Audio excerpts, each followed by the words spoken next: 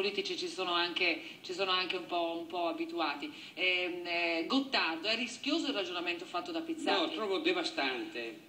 È devastante dal punto di vista pedagogico, intanto, sei anche un insegnante, un docente, a maggior ragione. Lo trovo devastante da tutti i punti di vista e non merita nemmeno commenti. Non merita commenti, è devastante. Devastante anche dal punto di vista del ruolo che svolge come insegnante. Pizzati, una replica veloce? Sì, allora posso replicare io. Perché anche rispondendo a una domanda fatta telefonate fa, appunto anche di questa classe politica che rappresenta lo Stato italiano, di dare il buon esempio. Secondo una statistica letta in un blog di economisti della Bocconi, la media di stipendio di parlamentari nell'Unione Europea è di 50.000 euro all'anno.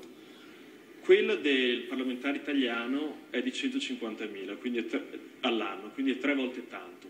Per 935 parlamentari parliamo solo di quindi 100.000 euro in più per parlamentare, parliamo già lì solo di 1 miliardo. Cioè solo riportando, solo come fare da buon esempio per questa manovra, portare lo stipendio dei parlamentari italiani alla media europea si risparmierebbe lì solo 1 miliardo.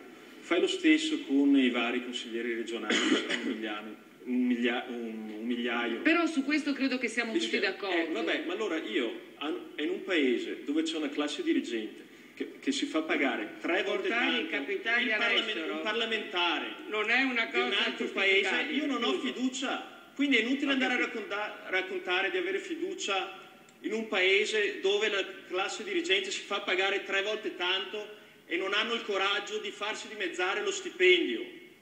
Questo è importante da fare, no altro. Fregato? Sì, beh, non serve scaldarsi. Comunque mi pare che